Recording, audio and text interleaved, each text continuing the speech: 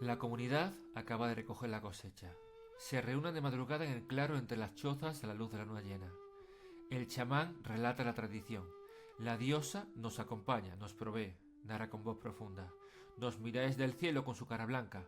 Es la que hace que las plantas crezcan, que las mujeres den a luz. Nos enseñó la agricultura, cómo cultivar las semillas. Nos sacó del continuo deambular y nos entregó un destino. De repente, un perro ladra. El sacerdote interrumpe la vocación. Los asistentes se levantan, porque puede que haya olisqueado a un lobo. Pero niegan con la cabeza cuando ven que no se trata más que de un gato montés que persigue roedores entre las casas. Buenas tardes, buenos días, buenas noches.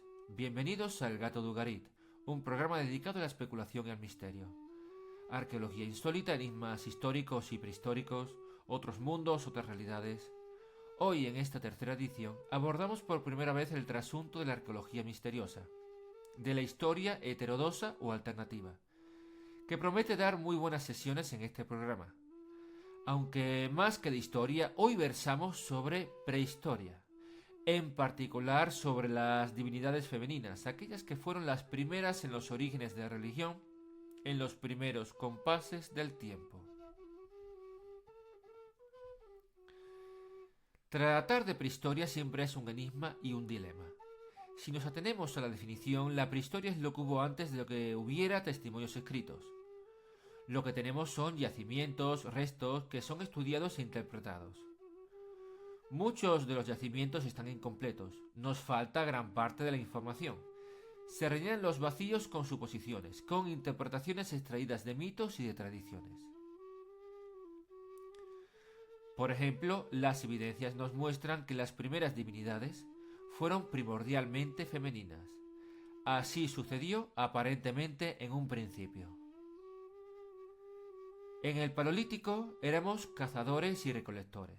Cazábamos animales y hacíamos acopio de frutos del campo. No nos quedábamos en un sitio fijo, éramos nómadas y nos movíamos por el territorio. De esta etapa tenemos a las Venus paleolíticas, las estatuillas de mujeres con amplios senos y rotundas curvas, como la Venus de Willendorf, con apenas detalle del rostro que nos hablan de la fertilidad. Se han reconocido más de 200 en la gran extensión que va desde los Urales hasta los Pirineos. Hay que decir que 200 es un número considerable, sobre todo si nos referimos al Paleolítico, la primera etapa de la humanidad. De acuerdo que duró cientos de miles de años, pero de ella nos quedan relativamente pocos restos.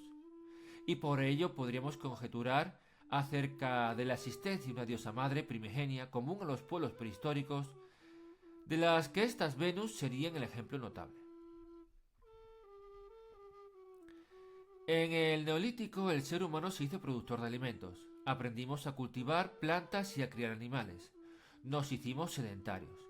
Son los inicios de la civilización. De esta época tenemos bastante más vestigios. Si bien apenas conservamos nombres de diosas porque aún no estaba inventada la escritura.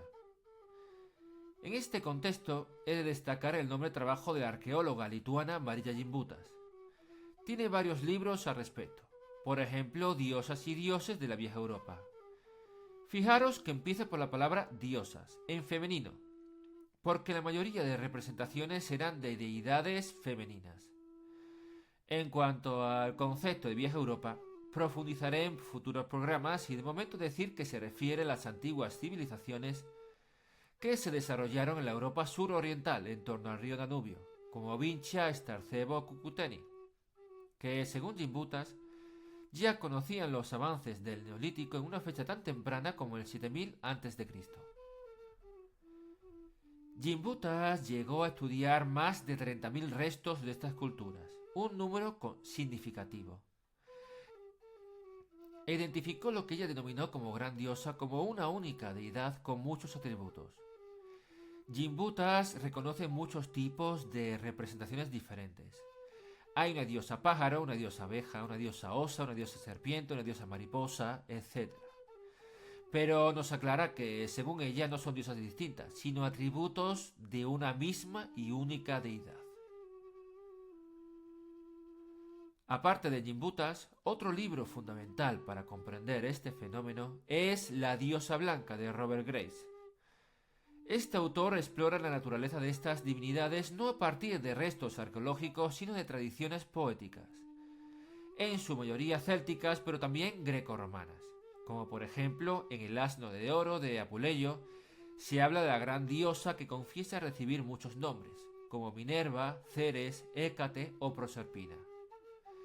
Pero además que su naturaleza es triple, porque presenta tres facetas fundamentales, que paso a resumir como el nacimiento, la casa y la muerte. Estas tres facetas se corresponden con tres rostros de la diosa como tres mujeres, joven, adulta y anciana, que a su vez se correlacionan con las fases de la luna, creciente, luna llena y menguante. Recapitulando, la gran diosa tenía tres rostros. El rostro joven se correspondía con el nacimiento, con todo lo que da la vida, como los árboles que reverdecen, las semillas que brotan, los animales que procrean, la mujer que da a luz. El rostro adulto se relacionaría con la casa, entendida no solo como vivienda física, sino como naturaleza que da soporte al ser humano. Es la que organiza, la que administra, y que bajo su techo nadie trate de doblegar su voluntad o de reemplazarla. Finalmente, el rostro anciano es el que uno encuentra en su camino a ultratumba. Ninguno de los rostros es suficiente en sí mismo, sino que integran un todo constituyendo los ciclos: invierno y verano, vida, muerte y resurrección. El nacimiento, que se desarrolla con el rostro joven, da paso a la plenitud y la comprensión de lo que nos rodea con el rostro adulto, para finalizar con el último periplo bajo la munición del rostro anciano. De este modo, la diosa es a la vez amorosa y pavorosa, bendita y terrible, risueña y mortífera. Encarna tanto la alegría de la niña que sonríe como la flor que pierde su belleza, se marchita y se pudre. Nos nutre con sus pechos henchidos de leche cuando las nubes son blancas, o nos castiga con su furia en los oscuros frentes de tormenta. Por lo tanto, en el Neolítico teníamos una magna divinidad, y esta era mujer, o más bien tres mujeres, joven, adulta y anciana, que corresponden a la generación, la casa y la muerte. Ahora cabría hacer un inciso. Alguien se estará preguntando, ¿y la Madre Tierra? De acuerdo, la gran diosa contaba con tres rostros, pero ¿dónde queda la Madre Tierra? Para ello vamos a introducir un mito primordial común a muchas culturas. Reza así: en el principio había agua, arriba y abajo, a izquierda y derecha, nada más que agua. En el agua surgieron corrientes y remolinos, y de estos remolinos se originaron los primeros seres, las serpientes cósmicas. Una de ellas puso un huevo que se partió en dos. La cáscara superior constituyó el cielo, la inferior la tierra, y de su interior nació la diosa. Con este mito del huevo cósmico, que entre otros relata la propia Gimbutas, se comprueba que la gran diosa y la madre tierra son entidades diferentes. Normalmente se confunden, se suele hablar de diosas primigenias y a menudo se parla indistintamente de la diosa de la fertilidad o de la tierra como de una única entidad. Pero no es así. Recordemos que entre los griegos Hera, Hécate o Deméter son deidades diferentes de Gaia o Gea, o que con los romanos Ceres y Juno van por un lado, mientras que Terra o Telus se yergue por el otro. Aparte, al menos en el origen, hay otra diferencia fundamental. La gran diosa era suficiente en sí misma. En apariencia no requería de varón para desarrollar su potencial. Se le ocurra que esto es una reminiscencia de lo que ocurría en el Paleolítico.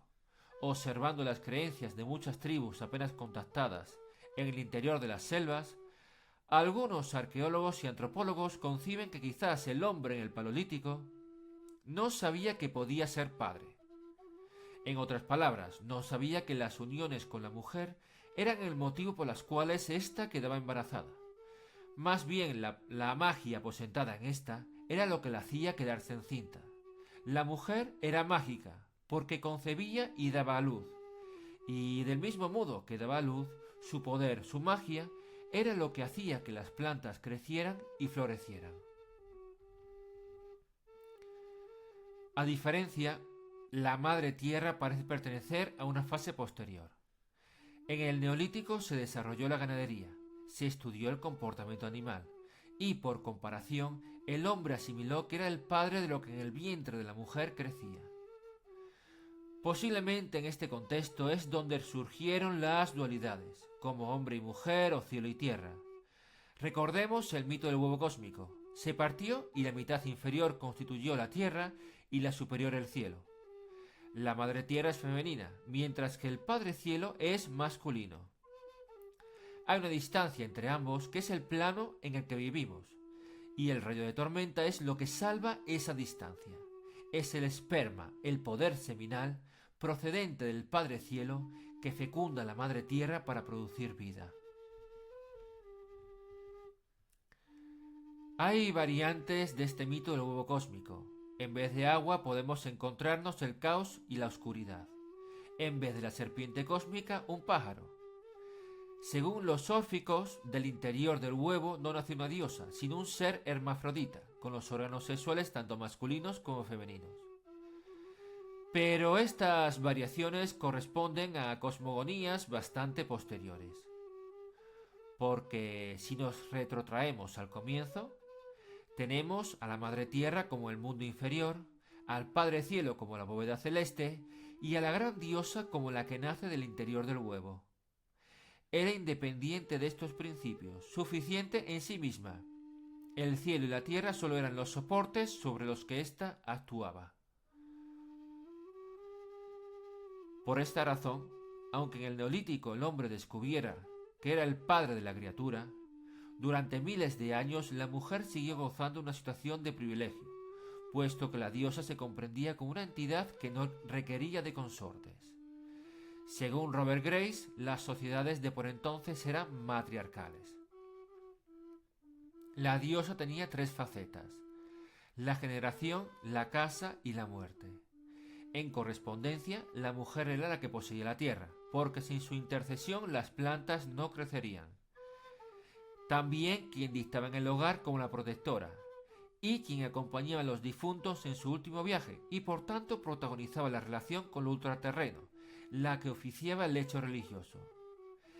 Del mismo modo que hoy en día los tres poderes son legislativo, ejecutivo y judicial, esos eran los tres poderes durante el Neolítico: la fecundidad, el hogar y el más allá. No obstante, en un momento dado, todo eso cambió. Fijémonos, por ejemplo, en la mitología griega. En un principio había caos, oscuridad, y del caos nacieron Gea, la madre tierra, y Urano, el padre cielo. En algunas versiones, como la de Hesíodo, no fueron engendrados los dos a la misma vez, sino que Gea dio a luz a Urano para que la envolviera y la protegiese. Posteriormente se apareó con él para dar lugar a los titanes, y de los titanes nacieron los dioses, como Hera, diosa del matrimonio y protectora de las mujeres, como Hécate, la de los tres rostros, diosa de la magia y la brujería, o como Deméter, diosa de la fertilidad y la agricultura. Estas tres divinidades, así como otras muchas, serían atributos de lo que en un principio fue una única deidad, la primitiva gran diosa primigenia. Solo que con el tiempo su culto se fue fragmentando, concretándose en distintos nombres. Asimismo, estas divinidades ya no son independientes del cielo y la tierra, sino parte de su progenie, de su descendencia. Y si fuera poco, no son suficientes en sí mismas, sino que, por ejemplo, Hera está casada con su hermano Zeus, considerado el señor del Olimpo, señor del rayo y el padre de los dioses. La pregunta sería, ¿qué pasó entre medias? ¿Por qué se derivó de una situación a otra? La versión, digamos, más aceptada narra que entre el 4000 a.C. y el 2500 a.C., Los pueblos pastores de las estepas de Rusia y Asia Central irrumpieron en escena. Venían de lugares donde el ganado era casi el único sustento. Debían ser duchos en las armas para proteger sus rebaños, así como para robárselos al prójimo. Puesto que en la guerra radicaba su poder y el principio de su abundancia, el hombre dedicado a las armas debía ser el amo del hogar. Y en consonancia aparecieron dioses masculinos para ser los principales del panteón. Fueron estos pueblos de las estepas quienes idearon estas transformaciones y desde sus localizaciones originarias irrumpieron en oleadas conquistando e imponiendo su religión y su lengua sobre medio mundo desde Iberia hasta la India. Sin embargo, aunque esta es la versión oficial, la más comúnmente aceptada hoy en día, no tengo tan claro que sea tan fácil, que la explicación sea tan sencilla como que hubo una invasión y nuevos dioses fueron adoptados. Por lo común, las masas conquistadas suelen conservar y perpetuar sus deidades, lenguas y creencias, a menos que hubiera un proceso de adoctrinamiento, pero los guerreros no tenían tiempo para adoctrinar a sus siervos. Asimismo, puedo comentar, los íberos y los celtas eran pueblos guerreros. Según estudios genéticos recientes, se ha comprobado que además procedían por línea paterna de los pastores de las estepas. Aun así, componían sociedades matriarcales, con la mujer ocupando puestos de prestigio en la casta sacerdotal, en la veneración de la madre tierra. Por contra, los aqueos o micénicos, los antecesores de los griegos, no guardaban demasiada relación con estos pueblos esteparios, según ha dictado la genética. Aun así, presentaban un panteón dominado por 3 dioses masculinos, con las deidades femeninas en un segundo plano. En conclusión, hay algo que nos estamos perdiendo, un giro en los acontecimientos entre medias del que no se habla o no se sabe. En cualquier caso, que pone en duda el relato actual de los hechos. ¿Realmente fue la invasión de los pastores esteparios la causa de este cambio o hubo otros factores más sutiles en juego? En definitiva, el puzzle sigue incompleto, con piezas debajo de la mesa o que directamente las hemos barrido con el tiempo. En un principio estuvo la triple diosa, pero no podemos asegurar de qué manera perdió su influencia o se derivó hacia las mitologías de corte patriarcal de griegos y romanos. Hay que seguir investigando, indagando, continuando con este y otros temas. ¿Qué otros secretos nos aguardan en las profundidades de la prehistoria? Con estas incógnitas aún por resolver, nos despedimos por hoy. Cerramos sesión aquí en el Gato de Ugarit, esperando que la misión les haya resultado de interés. Buenas tardes, buenos días, buenas noches, y recuerden, no son más que especulaciones.